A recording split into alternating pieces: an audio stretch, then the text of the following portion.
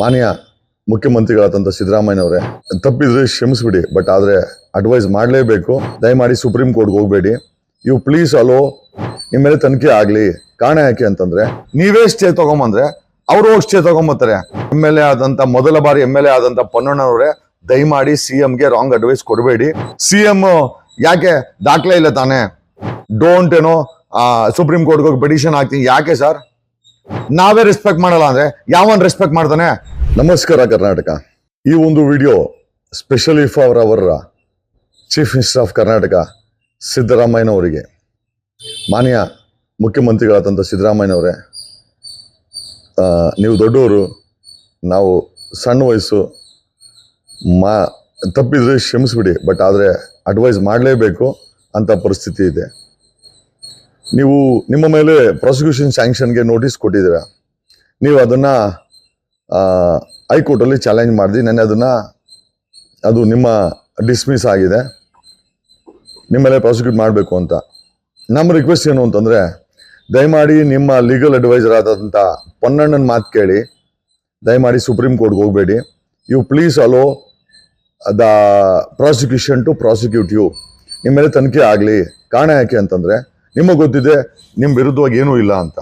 When there is no document, ನೀವು ಯಾಕೆ ಆ ಪೊನ್ನಣ್ಣನ ಮಾತು ಕೇಳ್ಕೊಂಡು ಪೊನ್ನಣ್ಣ ಕಾಂಪ್ಲಿಕೇಟ್ ಮಾಡ್ತಾ ಇದ್ದಾರೆ? CM ಲೀಗಲ್ ಅಡ್ವೈಸ್ ಅಂತ ಪೊನ್ನಣ್ಣವರೇ, ನೀವು ಸೀನಿಯರ್ ಕೌನ್ಸಿಲ್ ಇರಬಹುದು, ಆದರೆ ಸಾಮಾಜಿಕವಾಗಿ ಜವಾಬ್ದಾರಿ ಇದೆ.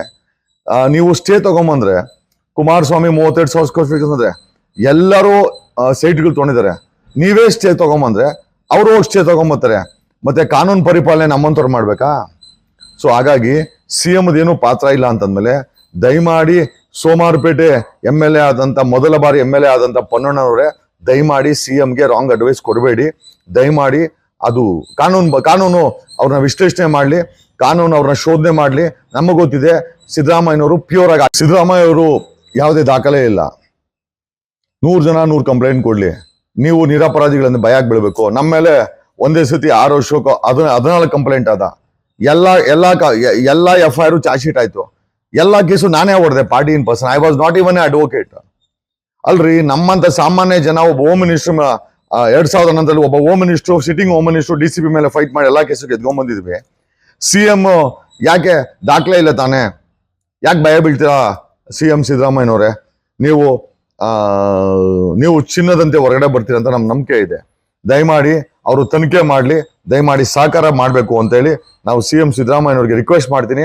ಪೊನ್ನಣ್ಣವರೇ, ದಯಮಾಡಿ ರಾಂಗ್ ಅಡ್ವೈಸ್ ಕೊಡಬೇಡಿ ಪ್ಲೀಸ್. ಡೋಂಟ್ ಏನೋ ಸುಪ್ರೀಂ ಕೋರ್ಟ್ಗೆ ಹೋಗಿ ಪಿಟಿಷನ್ ಹಾಕ್ತೀನಿ. ಯಾಕೆ ಸರ್? ಈಗ CM ಹೇಳಿದರೆ ನಾನೇನು ತಪ್ಪು ಮಾಡಿಲ್ಲ ಅಂದಮೇಲೆ, CM ಹೇಳಿದರೆ ನಂದೇನು ದಾಖಲೆ ಇಲ್ಲ ಅಂದಮೇಲೆ, ತಪ್ಪು ಮಾಡಿಲ್ಲ ದಾಖಲೆ ಇಲ್ಲ ಅಂದಮೇಲೆ ಯಾಕೆ ಕೋರ್ಟ್ಗೆ ಹೋಗ್ತಾ ಇದ್ದೀರಾ?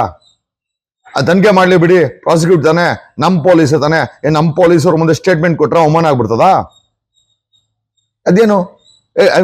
It's a rule, let us follow ನಾ.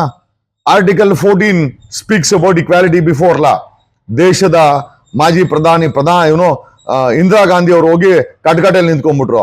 ನಮ್ಮ CM ಅಕಸ್ಮಾತ್ ಒಬ್ಬ ಇನ್ವೆಸ್ಟಿಗೇಷನ್ ಆಫೀಸರ್ ಮುಂದೆ ಹೋಗಿ ಹೇಳಿಕೆ ಕೊಟ್ರೆ ಅವಮಾನ ಅದು. ಯಾಕೆ ಅದನ್ನ ಈಗ ತಗೊಂತ ಇದ್ದೀರಾ?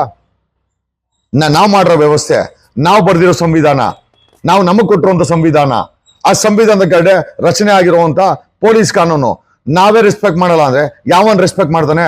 ದಯಮಾಡಿ CM ಅವರು ಹೆಚ್ಚಿನ ಸುದ್ದಿಗಳಿಗಾಗಿ ನಮ್ಮ ಚಾನೆಲ್ನ ಸಬ್ಸ್ಕ್ರೈಬ್ ಮಾಡಿ.